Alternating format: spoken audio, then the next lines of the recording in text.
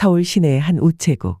평일 오후 대기표 번호가 어수선하게 울리고 사람들은 각자의 볼일로 분주합니다.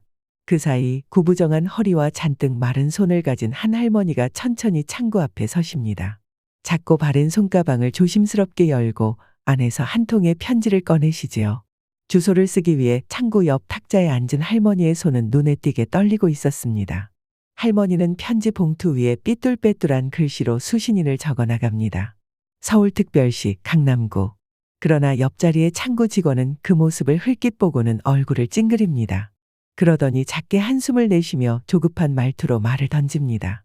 글씨를 이렇게 쓰시면 안 되죠. 누가 이걸 알아보겠어요.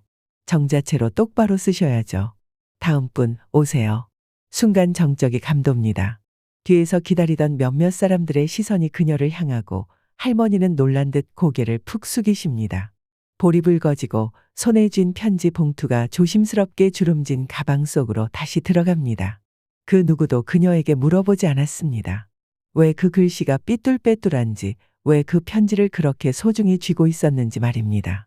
할머니는 무거운 걸음을 떼어 우체국을 나섭니다. 햇살이 따가운 봄날 오후. 그녀의 그림자가 길게 늘어져 있지만 아무도 쳐다보지 않습니다. 할머니는 집으로 돌아오며 한숨을 내쉽니다. 벽에 걸린 낡은 가족 사진을 바라보며 조용히 앉아 편지 봉투를 꺼냅니다. 그 안에는 한 줄짜리 짧은 글이 적혀 있었습니다. 잘 지내고 있니? 엄마는 늘 미안하고 고맙다. 그 짧은 문장을 보며 그녀는 작은 미소를 짓습니다. 하지만 눈가엔 맺힌 물방울이 떨어지지 않으려 애쓰고 있었습니다. 방 안은 조용했고 시계 초침 소리만 들렸습니다. 그 순간 전화벨이 울립니다. 수화기 너머로 들려오는 목소리. 막내 아들입니다. 엄마 괜찮으세요? 목소리가 왜 그래요? 그녀는 아무 일도 없다는 듯 웃으며 말합니다. 아니야. 그냥 요즘 글씨가 더 안 써져서 그래. 아들은 조용히 멈춰 있다가 한참 후에 말합니다. 엄마, 무슨 일 있었던 거죠? 그녀는 대답하지 않으십니다. 하지만 이미 그 아들의 눈빛은 뭔가 잘못되었음을 알아챘습니다. 밤이 깊었습니다. 거실 조명 하나만 켜놓은 채 할머니는 조용히 식탁에 앉아 옛 사진첩을 꺼내십니다. 사진들은 바랬고 가장자리는 삐죽하게 말려 있었습니다. 하지만 그녀의 손길은 조심스러웠습니다. 사진 속엔 젊은 시절의 자신과 한없이 순수했던 내 아이들의 모습이 담겨 있었습니다. 가장 먼저 눈에 들어온 건 전쟁 전 가족 사진이었습니다. 어린 소녀의 표정을 한 그녀, 그리고 그녀를 안고 있던 어머니, 그 옆에서 웃고 있는 다정한 아버지. 그러나 이 사진은 1950년 6월 하루아침에 깨진 풍경의 전주곡이었지요. 전쟁이 났다. 그 소식이 들렸을 때 그녀는 13. 부모와 6남매가 함께 대피를 서두르던 그날 새벽. 폭격은 너무도 갑작스럽게 마을을 덮쳤습니다. 몸을 피하기도 전 가족은 그녀의 눈앞에서 하나둘 무너져 갔습니다. 기적처럼 살아남은 그녀는 혼자가 되었습니다. 사촌댁으로 보내졌지만 그곳은 따뜻한 품이 아닌 냉대와 구박의 공간이었습니다. 밥을 먹을 때도 눈치를 봐야 했고 종종 물을 얻기 위해 우물가에 나가도 마을 사람들은 그녀를 복 없는 애라며 멀리했지요. 학교는 포기해야 했습니다. 책 대신 호미를 잡았고 노래 대신 빨래 방망이 소리를 배웠습니다. 글씨는 혼자 삐뚤빼뚤 연습해 보았지만 이름만이라도 쓸 수 있으면 다행이라며 자신을 다독이던 시절이었습니다. 하지만 그 아이는 포기하지 않았습니다. 고등학교 대신 공장을 다녔고 야간에는 식당 일을 하며 삶을 일구었습니다. 19살, 삶에 찾아온 작은 위로는 한 청년이었습니다. 그는 말이 적었지만 손이 따뜻했고 무엇보다 그녀의 상처를 조심스럽게 다루는 사람이었습니다. 결혼 후 이남 이녀를 낳고 작은 희망을 품었습니다. 하지만 그 행복도 오래가지 않았습니다. 막내가 돌이 되던 해 남편은 기차 사고로 세상을 떠났습니다. 사진첩을 덮으며 그녀는 조용히 중얼거립니다. 내가 못 배웠어도 자식들만큼은. 그녀는 그렇게 청소일, 설거지일, 공사장, 도시락 배달까지 마다하지 않았습니다. 매일 새벽 4시에 눈을 떠 도시락을 싸고 오후엔 시장에서 장을 팔았습니다. 지금 그녀가 쓰는 그 서툰 글씨, 사실은 밤마다 자식들에게 몰래 따라 쓰며 익혔던 엄마의 글씨였습니다. 편지 봉투를 다시 꺼내들고 작은 한숨을 내쉬는 그녀. 그래도 그 직원 말이 틀린 건 아니지, 못 쓴 건 맞으니까. 하지만 바로 그때 휴대전화 화면이 다시 켜집니다. 막내 아들의 이름. 그녀는 머뭇거리다 전화를 받습니다. 엄마, 오늘 낮에 혹시 우체국 다녀오셨어요? 순간 정적이 감돕니다. 그녀는 대답을 못하고 아들은 조용히 말합니다. 엄마, 혹시 누가 뭐라고 했어요? 그녀는 끝내 말하지 않으십니다. 그러나 아들은 이미 눈치를 챘습니다. 그리고 그날 밤 그는 비서에게 단 한마디를 남깁니다. 내일 그 우체국으로 가자. 다음 날 아침 서울의 중심가에 위치한 한 우체국 앞. 평소와 다름없이 문이 열리고 시민들이 하나둘 입장합니다. 창구 직원들은 일상처럼 대기표를 확인하고 서류를 정리하고 서둘러 커피를 마십니다. 그때 한 대의 검정 세단이 우체국 앞에 천천히 멈춰섭니다. 차에서 내린 남자는 단정한 수트 차림에 서늘한 눈빛을 하고 있습니다. 옆에는 조용히 뒤를 따르는 두 명의 수행원. 바로 그 할머니의 막내 아들이었습니다. 그는 대한민국 유망 강소기업의 대표이자 여러 방송과 강연에 출연하며 젊은 CEO로 이름을 알린 인물이기도 합니다. 입장과 동시에 우체국 안의 공기가 묘하게 얼어붙습니다. 몇몇 직원은 그를 알아보며 얼굴이 굽고 창구 매니저는 당황한 표정으로 전화기를 들고 뒷사무실로 사라집니다. 그는 곧장 한 직원 앞에 서서 단호한 어조로 말합니다. 어제 글씨 못 쓴다고 어르신 무시하신 분이 여기 맞습니까? 직원은 깜짝 놀라며 눈을 피합니다. 무슨 말씀인지 저는 그런 적이. 그는 말끝을 자릅니다. 제 어머니였습니다. 어제 편지 하나 쓰겠다고 들렀다가 그런 말 듣고 집에 돌아오셔서 글씨 연습을 하시더군요. 한 글자 한 글자 따라 쓰던 그 손. 그 손으로 내 아이 키우고 그 중에 제가 있었습니다. 정적이 감돕니다. 다른 고객들까지 하나둘 시선을 집중합니다. 그의 목소리는 더는 높아지지 않았지만 그 안에 담긴 감정이 사람들의 마음을 울립니다. 한 사람이 지나온 삶은 글씨로 평가할 수 있는 게 아닙니다. 그 어르신의 글씨는 그 인생이자 그 손끝의 모든 시간입니다. 그는 이어 말합니다. 그 한마디가 누군가의 자존심을 부수고 평생을 작아지게 만듭니다. 당신들이 하는 일이 그런 거라면 직업이 아니라 권력을 행사하고 계신 겁니다. 말을 마친 그 순간 뒷사무실에서 우체국 국장이 허둥지둥 뛰어나옵니다. 얼굴은 벌겋게 달아오르고 상황을 수습하려 애를 씁니다. 정말 대표님, 몰라 배워서 죄송합니다. 이런 일이 있었는지 저희도 몰랐고요. 바로 공식 사과드리겠습니다.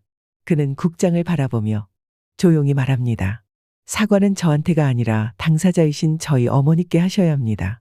그분은 사람에게 상처받았고 사람으로부터 위로받아야 합니다. 국장은 얼굴을 굳히며 고개를 끄덕입니다. 그리고 조심스럽게 묻습니다. 그럼 저희가 어머님을 직접 찾아뵈어도 될까요? 그는 잠시 생각하다가 고개를 끄덕입니다. 오후 4시. 어머니는 집에 계실 겁니다. 그렇게 말하고 그는 조용히 돌아섭니다. 뒤를 따르는 경호원들과 함께 다시 검정 세단의 문이 열리고 그는 조용히 그 안으로 사라집니다. 우체국 내부는 그 순간 적막한 정적 속에 잠깁니다. 직원들의 얼굴엔 긴장과 후회, 두려움이 동시에 맴돌고 있었습니다. 오후 4시. 서울 외곽의 한 오래된 연립주택. 햇살이 건물 벽면에 기울어질 즈음 작고 소박한 현관 앞에 검정색 차량이 한 대 도착합니다. 차에서 내리는 사람은 다름 아닌 우체국 국장과 해당 직원 그리고 내부 감사 담당까지 포함된 3명. 국장은 조심스럽게 손에 작은 꽃다발을 든 채 주름진 벽면에 초인종을 누릅니다. 띵동 소리와 함께 낡은 철문이 조용히 열립니다. 그 안에서 나타난 사람은 바로 할머니. 수건으로 앞치마를 닦던 손이 멈춰선 채 낯선 이들을 바라보십니다. 국장은 고개를 깊이 숙이며 말합니다. 안녕하십니까. 어르신, 정말 죄송합니다. 저희 직원의 무리한 언행으로 큰 상처를 드렸다고 들었습니다. 직원은 옆에서 얼굴을 들지 못한 채 눈치를 보고 서 있습니다. 그러나 할머니는 그들을 오래 바라보지 않으십니다. 오히려 담담한 눈빛으로 말합니다. 저보다 더 무리한 말 세상에서 많이 들었습니다. 근데 그날은 왜 그렇게 마음이 서운하던지요. 그녀는 말끝을 흐립니다. 그리고 고개를 들며 천천히 이어갑니다. 제가 못 배운 거 맞습니다. 글씨 못 쓰는 거 맞고요. 근데 그 글씨 못 쓰는 손으로 자식들 공부시키고 한 집 살림 꾸려왔습니다. 당신들처럼 하루 종일 의자에 앉아있는 시간이 없었어요. 그 말에 국장의 얼굴이 굳어집니다. 직원은 여전히 고개를 들지 못합니다. 국장은 재차 고개를 숙입니다. 저희가 경솔했습니다.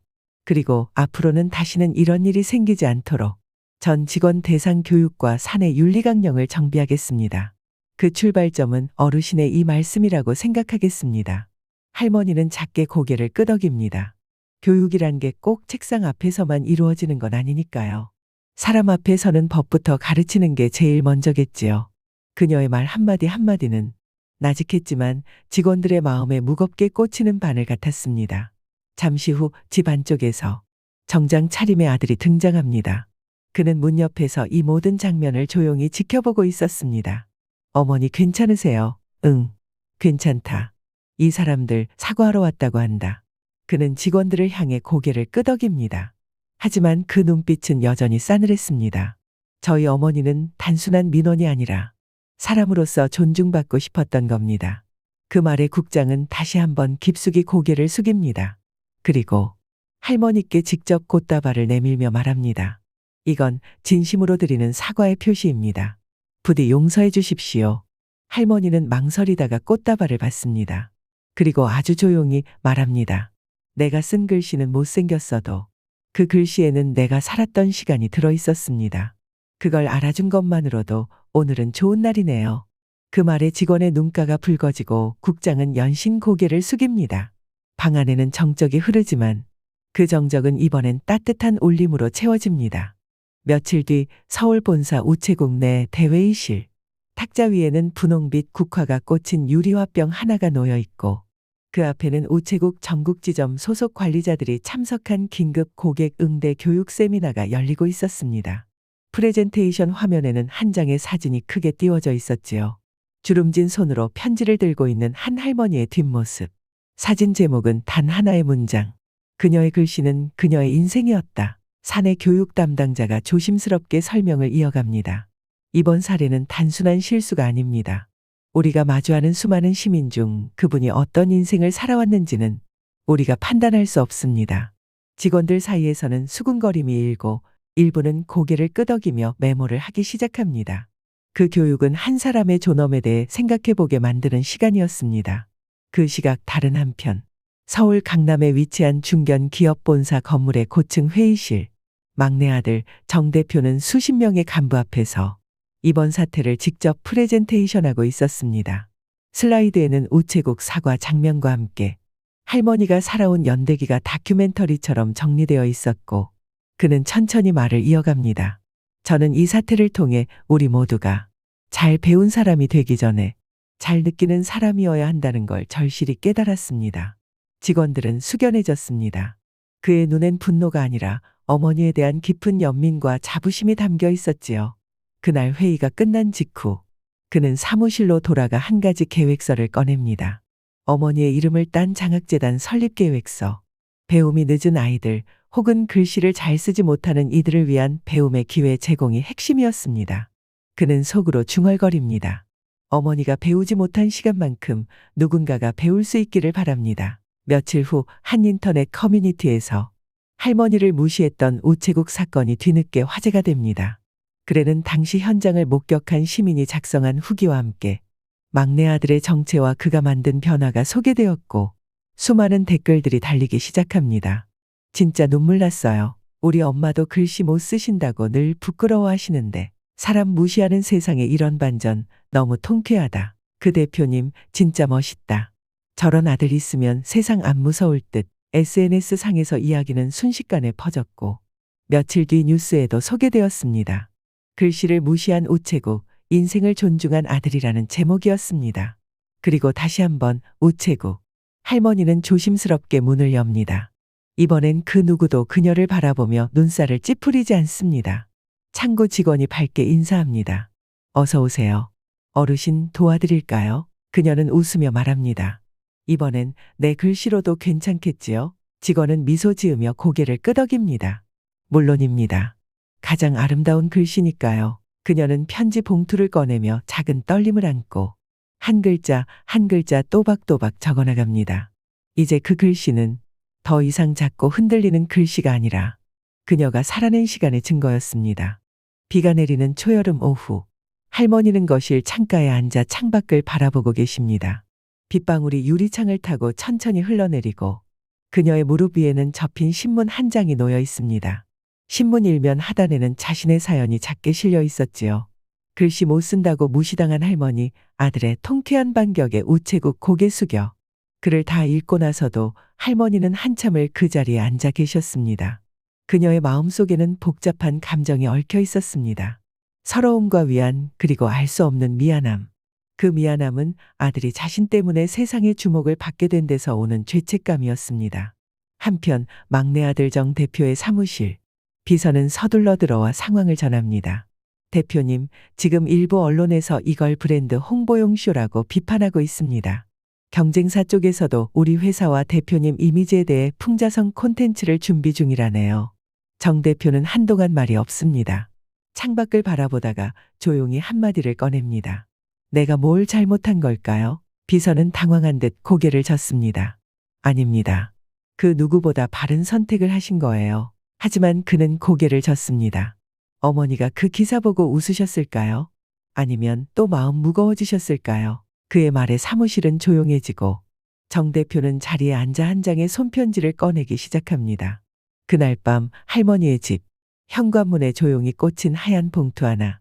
봉투에는 또박또박 적힌 손글씨가 있었습니다. 어머니께. 할머니는 봉투를 열고 안에 있는 편지를 펼칩니다. 어머니, 저는 아직도 어머니 손글씨가 세상에서 가장 따뜻하다고 생각합니다. 그런데 요즘 그 손글씨로 인해 제가 주목받는 게 어쩐지 마음이 무겁습니다. 어머니는 제게 세상에서 가장 조용한 스승이셨습니다.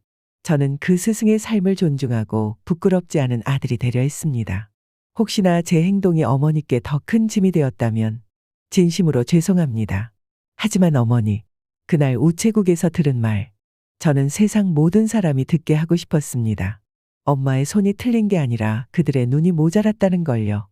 그 편지를 읽고 할머니는 조용히 편지를 접습니다. 그리고 오래된 서랍 속에서 낡은 편지지를 꺼냅니다. 이제껏 남들에게 보여주지 못한 단 한 줄짜리 마음을 적기 시작합니다. 내 아들, 참 고맙다. 그녀는 그 편지를 접어 다시 봉투에 넣고 가방 안에 넣습니다. 그리고 조용히 중얼거립니다. 이젠 나도 제대로 된 글씨로 내 마음을 써봐야겠네. 다음 날, 그녀는 동네 복지관 문을 두드립니다. 어르신 한글 교실이 적힌 작은 간판 앞에서 잠시 주저하다가 문을 엽니다. 교실 안에는 할머니들과 자원봉사 교사가 밝은 인사를 건넵니다. 어서 오세요. 같이 한글 써봐요. 그녀는 조심스럽게 자리에 앉습니다. 칠판 위에 적힌 글씨를 따라 천천히 써내려갑니다. 내 이름은 김순애입니다. 작은 글씨지만 그 안에는 80여 년을 살아낸 여자의 지지 않으려는 마음이 담겨 있었습니다. 하얀 종이 위 또박또박 적힌 글씨. 내 이름은 김순애입니다. 그 문장을 완성한 할머니는 잠시 펜을 내려놓고 종이를 뚫어져라 바라봅니다. 글씨는 여전히 일정하지 않았고 자음과 모음은 제멋대로 기울어 있었지만 그녀의 표정에는 잔잔한 자부심과 평온함이 맴돌고 있었습니다. 그날 저녁 복지관에서는 작은 글쓰기 발표회가 열렸습니다. 마을 어르신들과 자녀들, 자원봉사자들이 모인 조촐한 행사였지요. 할머니는 작은 종이 한 장을 들고 무대 앞으로 나섭니다. 사람들은 그녀를 향해 조용히 시선을 모읍니다. 처음에는 조심스럽게 그러나 점점 또렷하게 그녀는 자신의 글을 읽기 시작합니다. 나는 글씨를 못 씁니다. 배울 기회가 없었기 때문입니다. 그 대신 나는 내 아이를 잘 키웠습니다. 남편이 사고로 떠나고도 나는 하루도 쉬지 않고 일했습니다. 청중은 숨을 죽인 채 그녀의 목소리를 따라갑니다. 나는 내 손이 부끄러웠습니다. 굳은 살이 가득하고 삐뚤삐뚤한 글씨만 쓸 수 있으니까요. 그런데 이제 알았습니다. 이 손은 부끄러운 게 아니라 자랑스러운 손이었습니다. 이 손으로 사람을 살렸으니까요. 순간 누군가 조용히 눈물을 훔칩니다. 또 누군가는 고개를 끄덕이며 작은 박수를 보냅니다. 무대 아래 정 대표도 앉아 있었습니다. 그는 조용히 일어나 어머니를 향해 박수를 칩니다. 그리고 그 박수는 천천히 점점 커져 강당 전체로 번져나갑니다. 할머니는 멈칫하다가 작게 웃습니다. 그 웃음은 평생 자신을 가리고 살던 그림자를 걷어내는 처음이자 가장 밝은 미소였습니다. 며칠 후 우체국 본사에서 작은 전시회가 열립니다. 제목은 삐뚤빼뚤한 편지들. 주제는 삶의 흔적이 담긴 손글씨였지요. 첫 번째 전시물, 바로 할머니가 쓴 편지. 잘 지내고 있니? 엄마는 늘 미안하고 고맙다. 그 아래 작은 문구가 적혀 있었습니다. 삐뚤빼뚤한 글씨로 삶을 꿰매며 걸어온 한 사람의 이야기입니다. 이 글씨는 정답이 아닌 진심입니다. 그날 우체국을 찾은 많은 시민들이 그 전시물 앞에서 오랫동안 발길을 멈추었습니다. 어떤 이는 울었고 어떤 이는 부모님께 전화를 걸었습니다. 그리고 어떤 이는 조용히 자신의 글씨를 꺼내 누군가에게 편지를 썼습니다. 한 방송국에서는 할머니의 이야기를 다큐멘터리로 제작하기로 했습니다. 그리고 제목을 이렇게 붙였습니다. 손글씨로 쓴 삼김순의 할머니 이야기. 그녀는 촬영 내내 조용히 웃으며 말했습니다. 이 나이에 내가 무슨 이야기를 하겠어요. 그저 내가 쓴 글씨도 누군가에게 따뜻했으면 좋겠네요. 카메라 감독은 눈시울을 붉히며 렌즈를 닦았습니다. 그 누구보다 단단한 한 사람이 그 누구보다도 따뜻한 말로 세상을 위로하고 있었습니다. 따스한 봄날의 오후, 마당 가득 감나무 꽃이 피고 바람은 노란 민들레씨를 조심스럽게 날려보냅니다. 김순의 할머니는 현관 앞 평상에 앉아 다시 한번 천천히 편지를 쓰고 계십니다. 이번에는 예전처럼 떨리는 손이 아닙니다. 글씨는 여전히 삐뚤하지만 그 안에는 확신과 따뜻함이 담겨 있었습니다. 사랑하는 우리 아이들아, 이젠 엄마도 자신 있게 이름을 쓸 수 있게 되었단다. 예전엔 글씨를 못 쓴다고 부끄러웠지만 지금은 이 글씨가 엄마의 훈장 같구나. 할머니는 편지를 접어 봉투에 넣고 작은 도장을 꾹 눌러 찍습니다. 붉은 잉크가 봉투 위에 번지며 남긴 건 삶의 무게가 아닌 삶의 존엄이었습니다. 그 시각 정 대표는 회의실에서 자신이 설립한 순회장학재단의 첫 장학금 수여식을 준비하고 있었습니다. 대상은 글을 늦게 배우기 시작한 청소년들, 그리고 고령의 한글 교육 참여 어르신들. 수여식장에는 아이들과 할머니, 할아버지들이 가슴에 꽃을 달고 조용히 자리를 지키고 있었습니다. 그는 단상에 올라 말합니다. 이 장학금은 제 어머니 김순의 여사님의 삶에서 시작된 것입니다. 글씨를 못 써서 무시받던 분이 아니라 글씨 하나하나의 생을 담아 살아오신 분입니다. 오늘 여기 계신 모든 분도 마찬가지입니다. 여러분의 글씨는 세상에서 가장 아름다운 기록입니다. 청중 중 몇몇 어르신들이 눈물을 훔칩니다. 한 아이가 작은 목소리로 외칩니다. 감사합니다, 할머니. 그 순간 정 대표의 눈가도 붉어졌습니다. 그는 미소를 머금고 고개를 끄덕입니다. 그리고 다시 우체국. 이젠 그곳에도 변화가 있었습니다. 창고 앞엔 새로운 팻말이 하나 세워져 있었지요. 글씨는 인격입니다. 잘 쓰지 않아도 괜찮습니다. 우리는 당신의 마음을 기다립니다. 그 팻말 아래 방문한 시민들이 손글씨로 적은 짧은 편지들이 붙어 있었습니다. 엄마, 나도 글씨 못 써요. 그래도 고맙고 사랑해요. 우리 할머니도 이런 분이셨습니다. 감사합니다. 당신의 편지, 제 하루를 바꿨습니다. 할머니는 그 편지를 조용히 읽으며 작게 미소를 짓습니다. 그녀는 말없이 창구로 다가가 직원에게 편지를 건넵니다. 이건 내 인생에서 가장 늦게 쓴 편지예요. 그리고 가장 자랑스러운 편지입니다. 직원은 웃으며 말합니다. 할머니 글씨 참 예쁩니다. 해질 무렵 할머니는 평상에 앉아 자신의 손을 조용히 바라봅니다. 굳은 살 많은 그 손 위로 햇살이 부드럽게 내려앉고 그녀는 천천히 중얼거립니다. 글씨는 못 써도 괜찮다고. 이젠 정말 믿어도 되겠지요. 하늘 위로 날아오르는 종이 비행기 한 장. 그 안에는 그녀가 쓴 마지막 문장이 적혀 있었습니다. 내 이름은 김순애입니다. 나는 글씨로도 인생을 썼습니다.